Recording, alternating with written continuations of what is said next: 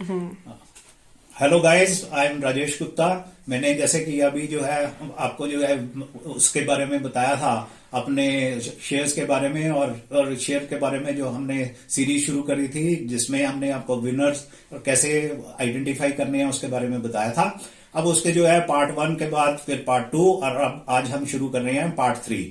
जो पार्ट 3 है उसमें हम इसके बारे में और फर्दर इलेबोरेट करेंगे कि हमारे को किन किन पॉइंट्स का ध्यान रखना है, ताकि कि जो है हम आगे जो है उसको जो है अपने शेयर्स के साथ कैसे बने रहें और किसी भी सूरत पर जो है हम अपने जो गोल है उससे ना डगमगाएं। तो इसके बारे में मेरे को बहुत सारे क्वेश्चंस आए हैं। बड़े लोगों ने मेरे से पूछा है कि भाई ये हमारे को क्या क्या करना चाहिए, और जो जो क्वेश्चंस जो काफी सारे मेरे को क्वेश्चंस पूछे गए हैं, उन क्वेश्चंस के बारे में जो है वो जो है ये इशिता हैं, ये जो है ये आपको जो है उन क्वेश्चंस के बारे में कि क्या क्या क्वेश्चंस मेरे को पुट अप किए गए हैं उन क्वेश्चंस को ये पूछेगी, और उन क्वेश्चन के बेसिस पर जो है मैं आपके जो है ये सारे डाउट्स क्लियर करूंगा, ताकि कि जो है अगले वाले जो है आपकी जो है अगली सीरीज में जो है हम जो है इसको कंटिन्यू करते हुए आप जो है अपने जो है स्ट्रेटजी और अपने जो गोल को है वो अपने कायम रहे हैं यहाँ पर। और I give it back to Ishita, please. So hi guys,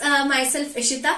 and जैसे मुझे अंकल की शेयर्स के बारे में पता चला, जब मैंने इनकी वीडियोस देखी तो मेरे मन में बहुत ज्यादा क्वेश्चंस आए, क्योंकि मुझे भी जानना है इसमें कैसे हम विनिंग स्ट्रैटेजी हमें क्या अपनानी चाहिए और कैसे कैसे हम शेयर्स में जीत सकते हैं, अच्छा आप कमा सकते हो।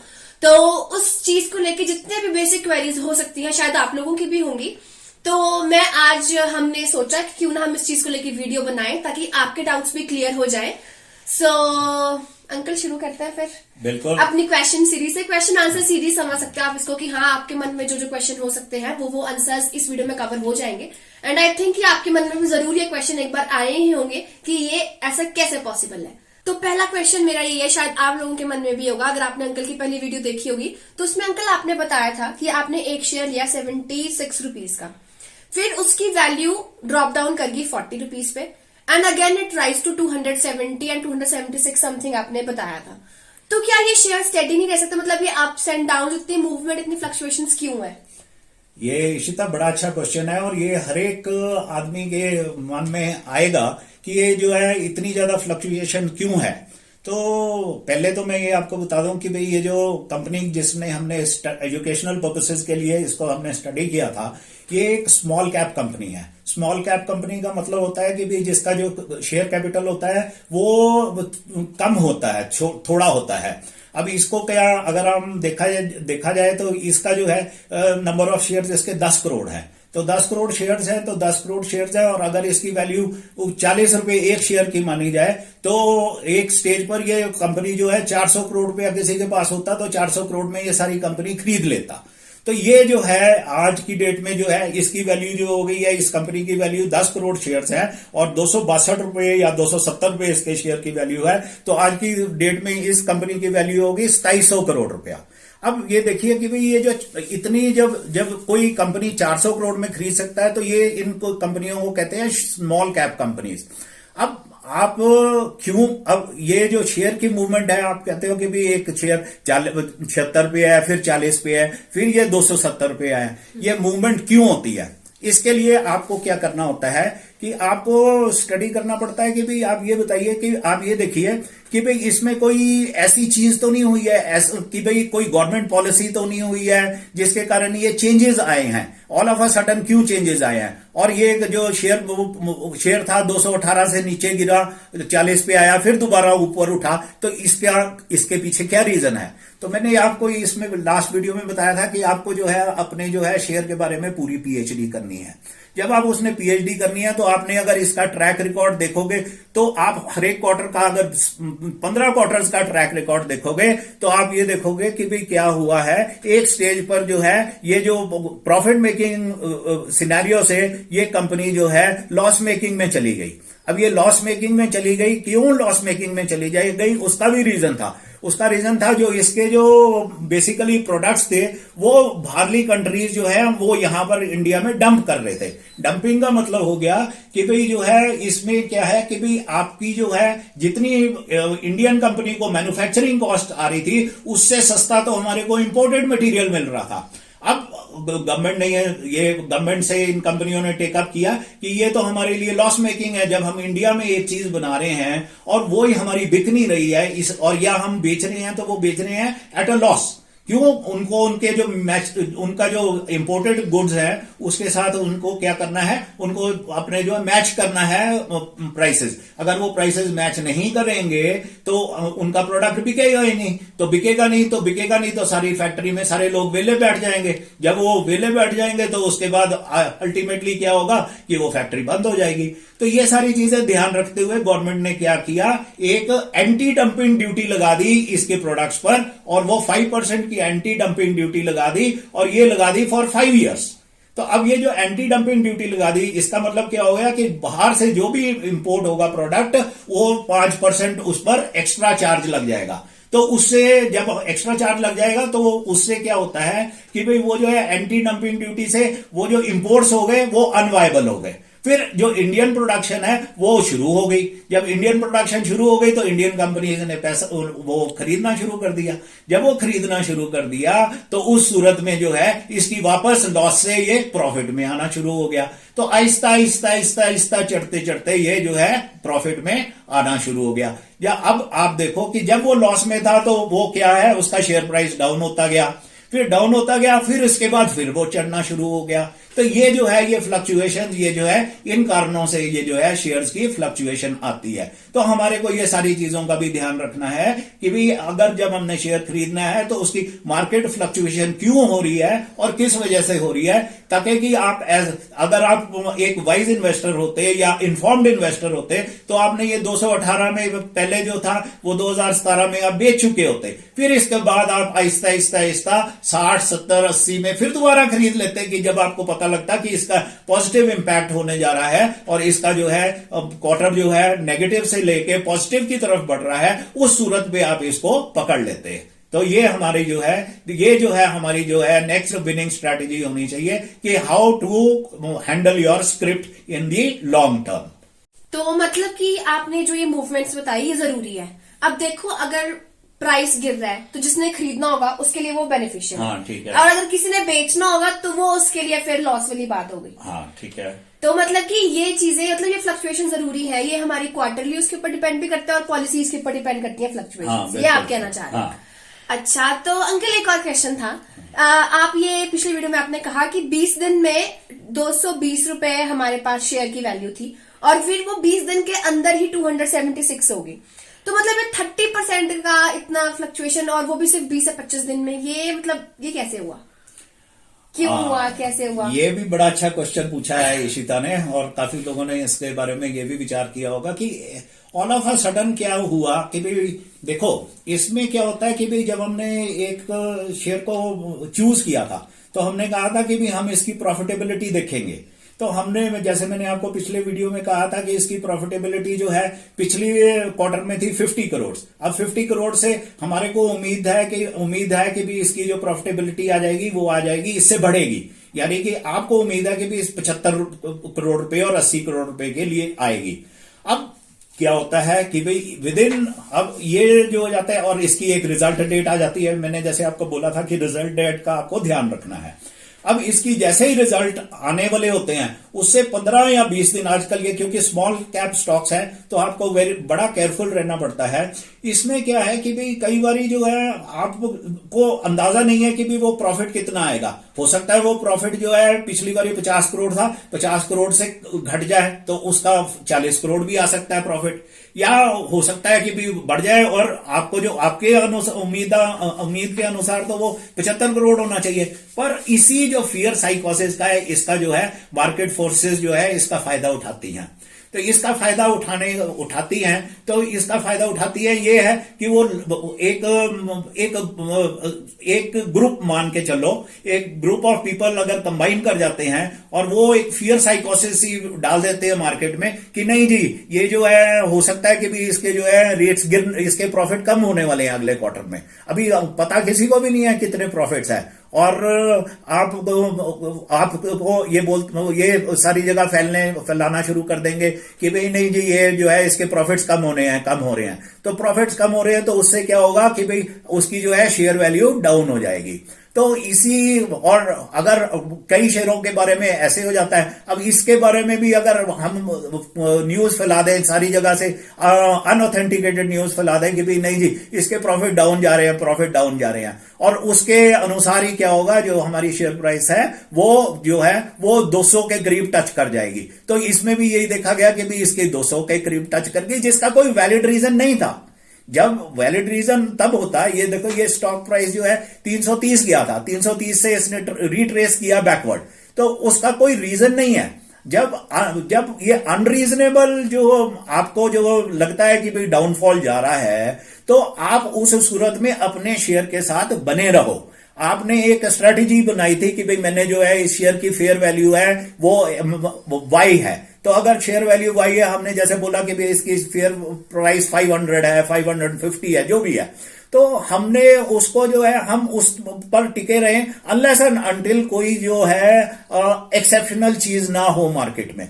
अब यहां पर क्या हुआ है कि भाई आप जो है डर के मारे जो है आप बोलोगे कि यार ये तो 330 देखा था मैंने शेयर की प्राइस, ये अब 200 आ गई है, तो आपको क्या हुआ, 130 रुपए के पर शेयर नुकसान हो गया। तो आपका नुकसान हो गया तो आपको ये लगेगा कि भाई अब यार ये 200 से 150 ही ना चला जाए, फिर 40 रुपए पे ही ना वापस पहुंच जाए। ये एक फियर साइकोसिस होती है जो इन्वेस्टर के माइंड में हमेशा होती है, और ये फियर साइकोसिस जो हो जाती है जब भी हम शेयर कोई ऐसी चीज देखते हैं हमारे दिमाग में आती है तो हम उस शेयर को बेच देते हैं, और जब ये शेयर को बेच देते हैं तो हम कई बार नुकसान में भी शेयर को बेच देते हैं कि भाई अब ये 200 से शायद 150 ना आ जाए। तो इस सूरत में आपको जो है शेयर में जो सिर्फ लॉन्ग टर्म इन्वेस्टर है जिसने ये देखा हुआ है कि भाई नहीं ये अप्स एंड डाउन तो होते रहेंगे, तो उस शेयर प्राइस इस शेयर मार्केट में तभी वो बना रह सकता है अगर उसको पता है कि भाई ये कई ऐसी मूवमेंट आनी ही आनी है, और वो जो है अपना शेयर कभी भी है जो है वो लॉस में नहीं बेचे।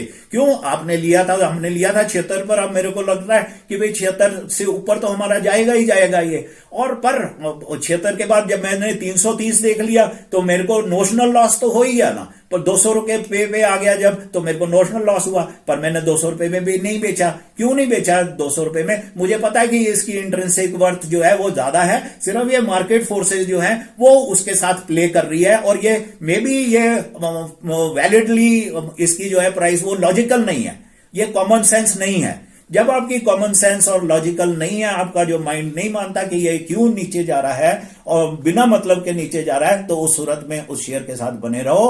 Be very confident about your share. मतलब अंकल की फियर साइकोसिस मेन रीजन रहता है, मतलब इसमें लॉस का। जैसे किसी ने मानो कि उसने रिजल्ट का वेट नहीं किया, पहले अपना शेयर बेच दिया, और मानो उसने 200 रुपए में बेचा और आगे चल के रिजल्ट डेट में उसकी वैल्यू 276 हो गई, तो इट मीन्स उसको तो 76 का लॉस हो गया।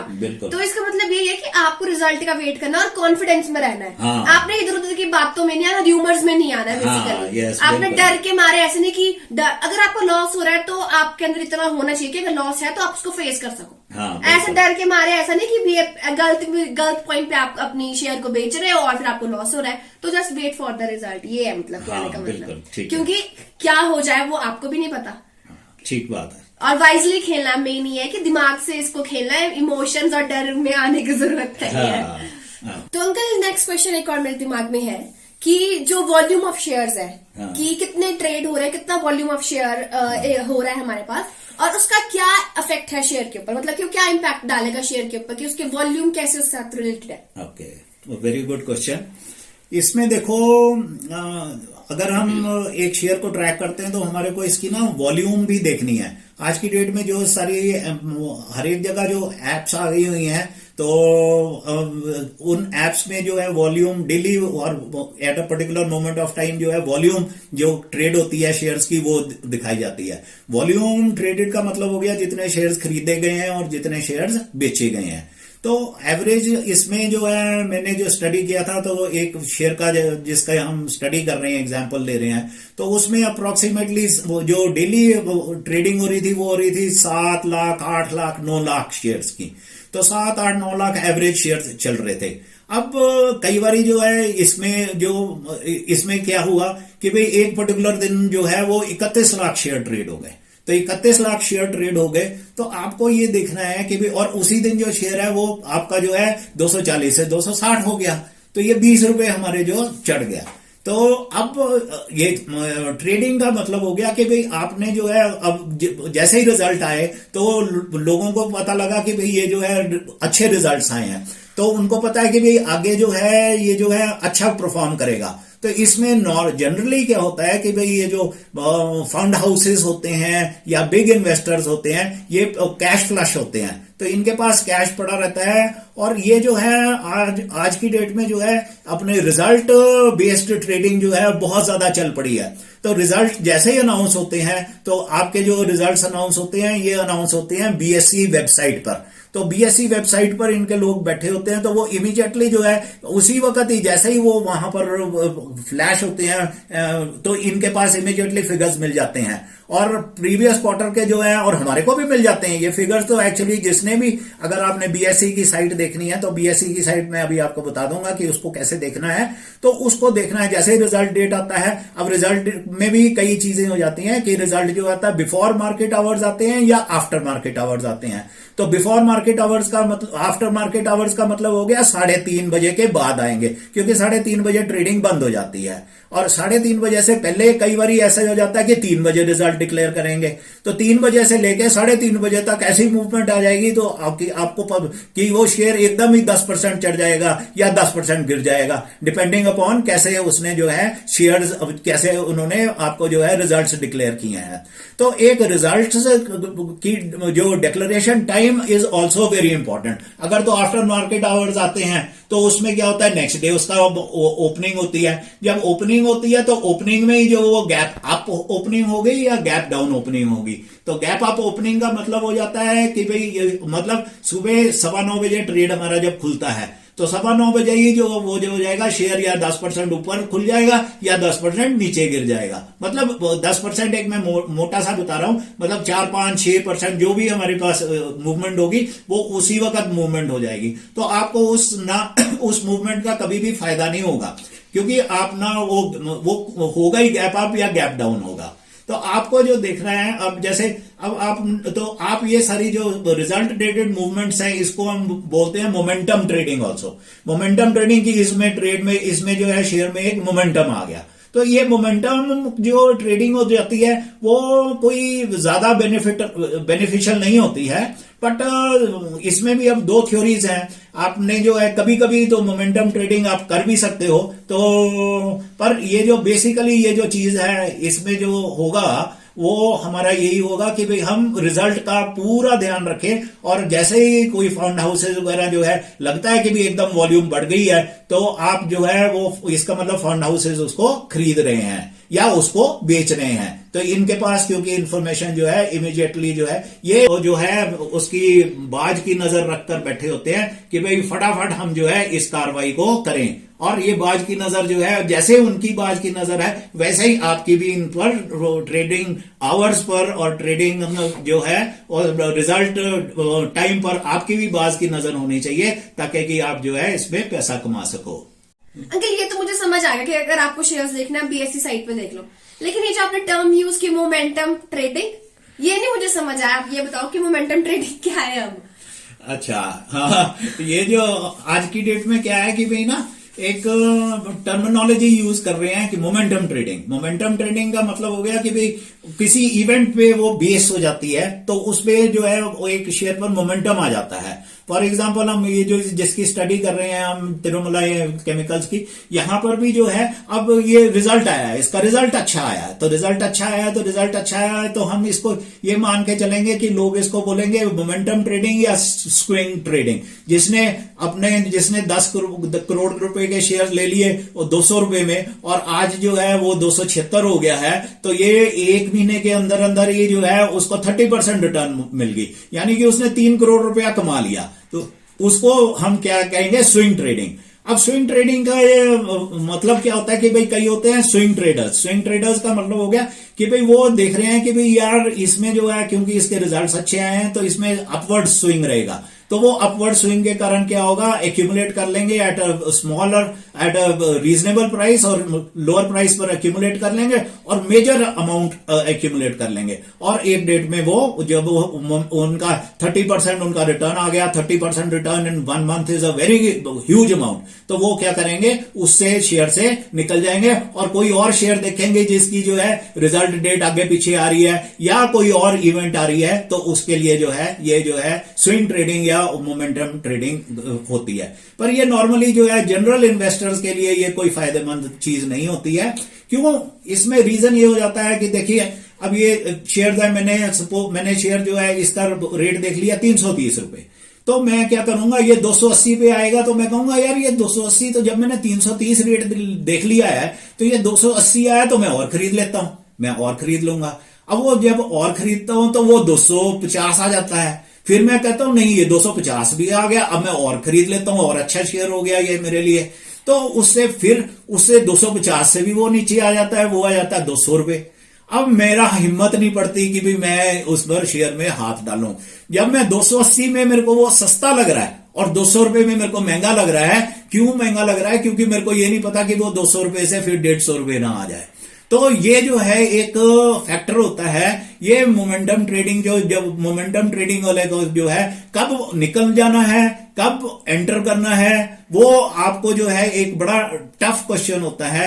क्योंकि ये जो अपवर्ड जा रहा है तो एकदम जैसे मैंने आपको समझाया 280 में भी मेरे को जो है ये जो है शेयर वो सस्ता लग रहा था एक टाइम पे, पर 200 रुपए में मेरे को महंगा लगना शुरू हो गया। ये देखिए ये सिर्फ एक आपकी जो है सोच का नजरिया है, आपने अपनी सोच को कंट्रोल कर लिया तो आप जो है ऑलवेज आप जो है शेयर मार्केट में विनर ही निकलोगे। ठीक है अंकल, ये समझ आ गया। पर अब ये बताओ कि साइट को कैसे यूज करना है, एंड मोस्ट इंपॉर्टेंट कि हमको क्या पता कि रिजल्ट कब आएगा, क्या उसमें कुछ प्रेडिक्शंस होती हैं कि आपका रिजल्ट इस दिन को आएगा, या मतलब कैसे हमें पता चलेगा कि हमारा रिजल्ट कब आएगा, किस टाइम पे आएगा? हाँ, एक ये बड़ा इंपॉर्टेंट क्वेश्चन है कि भाई हमारे को कैसे पता लगेगा कि इसकी रिजल्ट डेट कब है। तो एक सबसे आज की डेट में सबसे इंपॉर्टेंट क्वेश्चन यही है कि हमें पता लगाना है कि रिजल्ट की डेट, और रिजल्ट की डेट तभी मैं कहता हूं कि भी जो हमारे को स्टॉक्स ट्रैक करने हैं वो अप्रोक्सीमेटली कोई 7, 8, 10 स्टॉक्स ट्रैक करने हैं, इससे ज्यादा हमारे को स्टॉक्स जो है वो ट्रैक करने की जरूरत नहीं है। और जो अपनी जो इसमें जो है अपने ये तभी आप जो है ये शेयर्स के बारे में सारी चीजें आप देख सकते हो। अब इसके लिए एक साइट है BSE site, Bombay stock exchange की साइट है, बॉम्बे स्टॉक एक्सचेंज की साइट है। उसमें जो है आप जब जाते हो तो वहां पर हर एक कंपनी की अनाउंसमेंट्स आती हैं, तो वो अनाउंसमेंट्स आती हैं, वहां पर आप कॉर्पोरेट्स में जाओगे और कॉर्पोरेट्स के बाद वो अनाउंसमेंट्स में जाओगे। तो इसका मैं आपको लिंक दे दूंगा नीचे अपने डिस्क्रिप्शन बॉक्स में कि भी आपने ये कैसे जाना है। और इसके बाद जाने के बाद क्या करेंगे हम, इसमें जो है वहां पर जो है रिजल्ट डेट दी जाएगी कि अनाउंसमेंट की है एक कंपनी ने कि मेरी रिजल्ट डेट जो होगी वो December 2 होगी समझो, तो वो रिजल्ट डेट होगी वो December 2 होगी, पर उसमें टाइम नहीं लिखा होता कि भाई ये बिफोर मार्केट आवर्स आएंगे कि आफ्टर मार्केट आवर्स आएंगे। पर आज की डेट में एज अ जनरल प्रिंसिपल जो है और एज बेस्ट कॉर्पोरेट प्रैक्टिसेस जो है जनरली जो है सारी कंपनियां जो आ जाती हैं वो रिजल्ट्स जो आ जाती हैं वो देती हैं आफ्टर मार्केट आवर्स। फिर इसमें दो चीजें और आ जाती हैं कि इसमें रिजल्ट्स भी आप देखिए कि कंपनी के पास तो ऑप्शन है वो कभी भी दे सकती है। कई कंपनियां जो रिजल्ट देती हैं वो फ्राइडे को देती हैं 3:30 बजे के बाद, तो 3:30 बजे के बाद, ताकि कि उसको जो है सैटरडे संडे जो है वो लोग अच्छी तरह से पढ़ ले और उसका जो है इम्पैक्ट जो होगा उसका मंडे को होता है। अब इसका जो है फ्राइडे को, और कई कंपनियां जो होती हैं वो देती हैं आपको मंडे को, तो मंडे को रिजल्ट है कि भी उसी वक्त ही उसी का शेयर का इम्पैक्ट पड़ जाएगा। तो अब ये हर एक कंपनी का अपना अपना वो है, जब उनकी बोर्ड मीटिंग होगी तो उसके बेसिस पर ये जो है क्वार्टरली रिजल्ट्स दिए जाएंगे। तो हमारे को यहां से ट्रैक करना है, इन अनाउंसमेंट से हमारे को ट्रैक करना है कि जो हमारी ये 10 कंपनियां हैं इनकी अनाउंसमेंट्स कब हुई हैं, कि इनकी रिजल्ट डेट ये अनाउंस करनी पड़ती है कि इनकी ये रिजल्ट डेट है, डिक्लेयर करेंगे कि ये रिजल्ट डेट हमारी कंपनी की ये है, और वो जो है सारी जगह पब्लिकली आपको पता लग जाएगा कि ये जो है रिजल्ट डेट इस दिन को है। ये अब मैंने आपका क्वेश्चन ये आंसर कर दिया। समझ आ ठीक गया। है, साइट पे देखो, उनके जो कंपनीज के अनाउंसमेंट्स हैं उनको फॉलो करो। हाँ। और लग जाएगा पता। हाँ बिल्कुल ठीक है। अंकल एक और टर्म है, मतलब शेयर मार्केट में एक टर्म होती है शेयर होल्डिंग पैटर्न। इस टर्म से क्या समझ में, मतलब मुझे जो समझ आ रहा है, मुझे लगता है कि वो शायद वो इससे कनेक्टेड नहीं है, और पर इसका क्या कनेक्शन है, क्या इम्पैक्ट है, और क्या मतलब क्या समझना चाहिए हमें इस टर्म से, वो मुझे बता दो आप। अच्छा, ये इस क्वेश्चन का आंसर ये है कि भाई जब हमने एक विनिंग स्टॉक जब हम चूज करते हैं, तो विनिंग स्टॉक चूज करने के लिए हमारे को क्या करना होता है, हमारे को ये देखना होता है हम विनिंग स्टॉक क्यों एक विनिंग स्टॉक होगा। विनिंग स्टॉक तो तभी हो सकता है ना कि भाई शेयर्स तो हमारे पास इतने सारे हैं, 4000 5000 मार्केट में हैं शेयर्स, तो विनर्स तो उसमें से बड़े लिमिटेड निकलते हैं। तो आपके लिमिटेड निकलने के लिए जो क्राइटेरिया होता है, उसके लिए एक क्राइटेरिया होता है कि भी जो है उसमें जो आप, जैसे मैंने आपको समझाया कि एक गुड मैनेजमेंट होती है, तो गुड मैनेजमेंट के साथ साथ जो उनकी जो शेयर होल्डिंग पैटर्न है, मतलब उसमें कंपनी में उसमें कितने शेयर्स हैं, आप 50% से ऊपर तो कम से कम उसको शेयर होने चाहिए ताकि उसका अपना इंटरेस्ट बना रहे। नहीं तो अगर कम शेयर होंगे तो क्या होगा, उसका जो है वो अपना शेयर बेच के चला भी जा सकता है, प्रमोटर ही जो होगा उसका वो शेयर बेच के चला जाएगा। तो वो मैनेजमेंट का मतलब हो गया प्रमोटर। तो प्रमोटर के पास जो है कम से कम 50% शेयर होने चाहिए। तो 50 से अगर 60 होंगे, 65 होंगे तो बहुत अच्छा होगा, ताकि कि उसको हमें लगेगा कि भाई उसका जो है स्टेक जो है कंपनी में एक जेन्युइन स्टेक है। तो वो ये नहीं होगा कि भाई अपना स्टेक बेच के चला जाएगा, वो वहीं पर ही टिका रहेगा। फिर दूसरी चीज हो जाती है कि भाई उसके बाद अब 65% शेयर तो हो गए अपने प्रमोटर के पास, अब बच गए 35% शेयर्स। तो जो ये 35% बैलेंस शेयर्स हैं, ये इसमें भी जो है, इसमें जो है अगर फॉरेन फाइनेंशियल इंस्टीट्यूशंस हैं या डोमेस्टिक फाइनेंशियल इंस्टीट्यूशंस हैं, वो भी 3-3, 4-4% या 10% का शेयर रखती हैं, तो वो उनकी नजर में भी है। तो इसका मतलब वो जो शेयर है उन्होंने भी आइडेंटिफाई किया हुआ है और उनके पोर्टफोलियो में भी है। तो अगर उनके पोर्टफोलियो में भी है तो वो भी अपनी नजर रख रहे हैं उस शेयर पर। तो आप ये मान के चलो कि अगर प्रमोटर्स के साथ साथ इनकी जो है फॉरेन फाइनेंशियल इंस्टीट्यूशंस या डोमेस्टिक फाइनेंशियल इंस्टीट्यूशंस का शेयर भी है, और वो तो बड़ा अच्छा शेयर माना जाएगा। इसके अलावा आपको जो है ये भी आ गया। अब तीसरी, वो शेयर विजिबल भी होना चाहिए। कई हो जाते हैं, जैसे मैंने आपको समझाया था कि पी रेशियो बहुत हमारी इस शेयर की जो है वो 10 है against the market P of 25, पर कई शेयर तो हो जाते हैं पी रेशियो 4 भी हो सकते हैं, 5 भी हो सकते हैं, पर वो चलते नहीं है। वो चलते नहीं है क्योंकि उसमें विजिबिलिटी नहीं है। विजिबिलिटी का मतलब है कि भाई वो जो शेयर्स हैं वो लोगों के नजर में भी आने चाहिए, लोगों की नॉलेज में भी आने चाहिए, और लोगों की नॉलेज में भी आने चाहिए। और इसमें कई जो हैं बिग इन्वेस्टर्स भी होने चाहिए, यानी कि कोई बड़े बड़े इन्वेस्टर्स होते हैं जो 1% स्टेक रख लेते हैं, 2% स्टेक रख लेते हैं।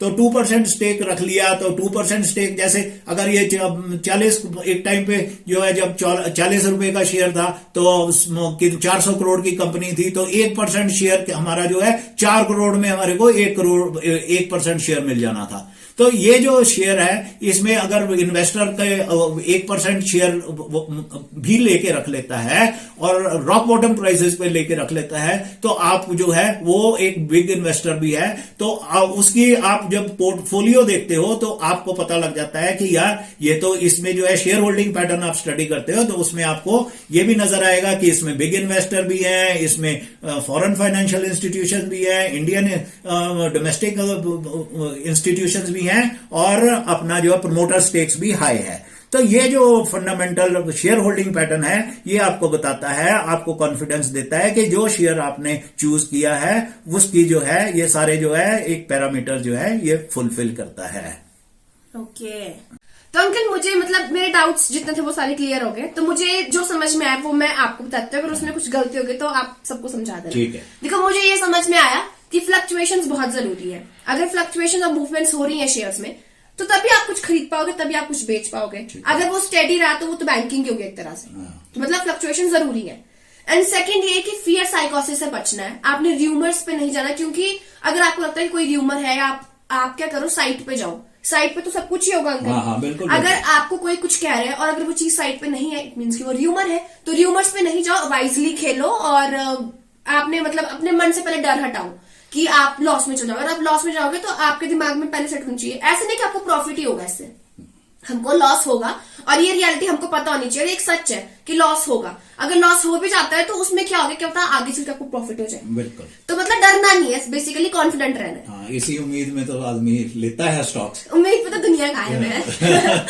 अंकल एक छोटी सी और बात, मतलब कि मेरे को ऐसा लगता है कि क्या मतलब अगर लोगों को ऐसा लग रहा हो कि हम झूठ बोल रहे हैं या कुछ भी, तो क्या वो अपने फाइनेंशियल कंसल्टेंट को कंसल्ट कर सकते हैं? हाँ, बिल्कुल। ये ऐसा है कि ये जो हम वीडियोस बना रहे हैं ये based on my personal 40 years of experience है। तो ये सिर्फ हम एजुकेशनल पर्पसेस के लिए बना रहे हैं कि जो मैंने सीखा है, जो मेरे अपने व्यक्तिगत रूप से जो मेरे ने एक्सपीरियंस किया है, वो मैं औरों के साथ शेयर कर सकूं, और जो मैंने ups and down stock market के देखे हैं, उस मार्केट से जो मेरी लर्निंग है मैं आप लोगों तक पहुंचाऊं। और आपने कोई भी इन्वेस्टमेंट डिसीजन जो लेना है, वो इन्वेस्टमेंट डिसीजन अपने फाइनेंशियल कंसल्टेंट के हेल्प से लेना है।